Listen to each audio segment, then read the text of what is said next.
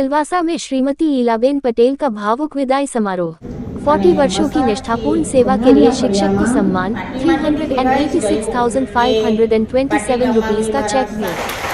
सिलवासा 22 नवंबर को सिलवासा के कला केंद्र में कार प्राथमिक गुजराती शाला स्कूल द्वारा एक भावुक विदाई सम्मान समारोह का आयोजन किया गया। इस समारोह में प्राथमिक शिक्षिका श्रीमती ईलाबेन बाबरभाई पटेल को उनकी 40 वर्षों की समर्पित सेवा के उपलक्ष्य में सम्मानित किया गया, जो हाल ही में सेवामुक्त हुई है। समारोह के मुख्य अतिथि साई जिग्नेश पटेल, पूर्व सरपंच मधु भाई पटेल, सरपंच विष्णु भाई वार्ड, जिला पंचायत शिक्षा अधिकारी जयेश भंडारी ने टीचर हीलिंग सोसाइटी द्वारा श्रीमती ईलाबेन पटेल को 386,527 रुपीस का चेक भेंट किया गया। श्रीमती ईलाबेन पटेल ने अपने करियर के दौरान प्राथमिक गुजराती केंद्र शाला कराड़ और गुजराती शाला शंकरपाड़ा में शिक्षक के पद पर कार्यरत रही। ईलाबेन पटेल का भावुक वक्तव्य। विदाई समारोह को संबोधित करते हुए ईलाबेन पटेल भावुक हो गई। उन्होंने कहा, मैंने 40 साल तक गुजराती शाला में अलग अलग शिक्षक पद पर काम किया है।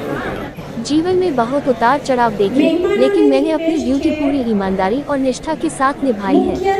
उन्होंने आगे कहा कि इस विदाई समारोह पर खुशी और गम दोनों है। उन्होंने गर्व से बताया कि उनका परिवार आज भी सरकारी सेवा से जुड़ा हुआ है और उनका बेटा PSI है। जिला पंचायत शिक्षा अधिकारी ने किया सराहना।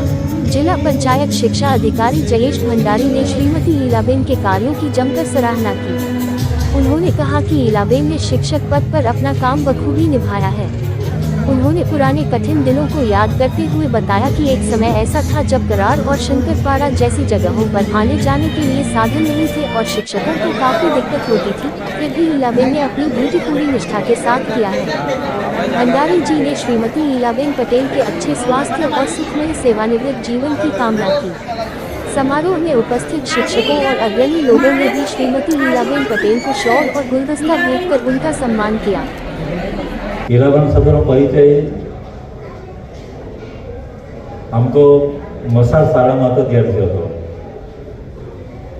હસબન્ડ વાઈફ બંને જણા સાથે જ આવે અને સાથે જ રજૂઆત કરે, કંઈ પણ પ્રશ્ન હોય તો। વર્ષો પહેલા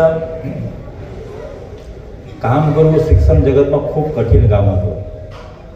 ની બસની સુવિધા, ની કોઈ વાહનની સુવિધા, અને તે જમાનામાં કામ કરવું અને બાળકને સારી રીતના રાખવા એક ખૂબ મોટી ચેલેન્જિંગ કામ હતું। જે ઈલાબેને વાત કરી ને કે બાળકને નવડાવવા પડતા। મેં આજે પણ ઘણા ટીચરને જોઉં છું, લગભગ 4-5 વર્ષ પહેલાં પણ ઘણા ટીચરને જોયા છે કે બાળક આવે એટલે એને નવડાવે, હાથ પગ ધોવડાવે અને શાળામાં પ્રવેશ આપે। આનાથી મોટી સેવા મને નહીં લાગે કોઈ હોઈ શકે। પોતાના બાળક જેવો શાળાના બાળકને રાખવો એ સૌથી મોટું અચીવમેન્ટ છે। હું ઘણી વખત કહું છું ટીચર્સની મિટિંગમાં કે તમારા 2 બાળક હોય અને તમારા ક્લાસમાં 30 બાળક હોય તો તમે 2 બાળકની માતા નહીં કહેવાય, તમે 32 બાળકની માતા કહેવાય। કદાચ મને લાગી ત્યાં સુધી ઈલાબેન આ કામ કર્યું છે અને એનું જ ફળ એના કુટુંબને મળ્યું છે। એનું જ ફળ એના કુટુંબને મળ્યું છે। એમના છોકરા જેવો, એમની વહુ છે, એમની દીકરી છે, દીકરા છે, જમાઈ છે, મતલબ શિક્ષણ જગત સાથે લગભગ 90% જોડાયેલા છે। ખાલી જિગ્નેશભાઈ રહી ગયા,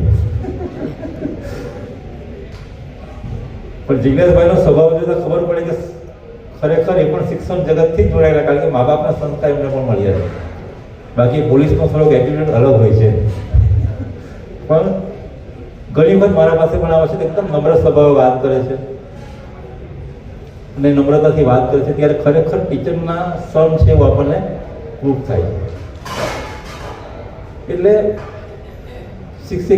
શિક્ષકનો જો વ્યવસાય છે ખૂબ પવિત્ર વ્યવસાય છે। હું ઘણી વખત કહું છું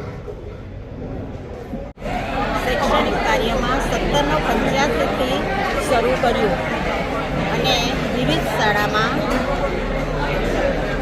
ગોયાપાડામાં 7 વર્ષ, કુરાચામાં 4 વર્ષ, પાટી શાળામાં 13 વર્ષ, ફલાંડી શાળામાં 22 દિવસ, ફરીથી મસાડ શાળામાં 13 વર્ષ, જનારિયા શાળામાં 6 મહિના અને હાલની સલકનપાડા શાળામાં 3 વર્ષ 9 મહિના મેં શૈક્ષણિક કાર્ય કર્યું અને આ દરમિયાન ખરેખર મને શૈક્ષણિક કાર્ય કરવાનો પણ ખૂબ મજા આવી અને બાળકો સાથે કામ કરવાની મજા આવી અને જોત જોતામાં આ દિવસો મેં 40 વર્ષ અને 2 માસથી 13 દિવસ મારા પૂરા થઈ ગયા તે મને ખબર ન પડી.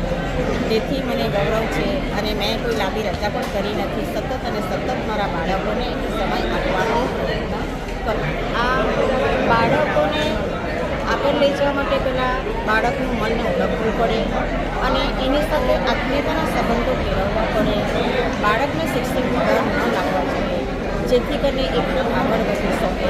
તેથી એની બધી જ મૂંઝવણ એ શિક્ષકને કહી શકે અને એ બાળક આગળ વધી શકે.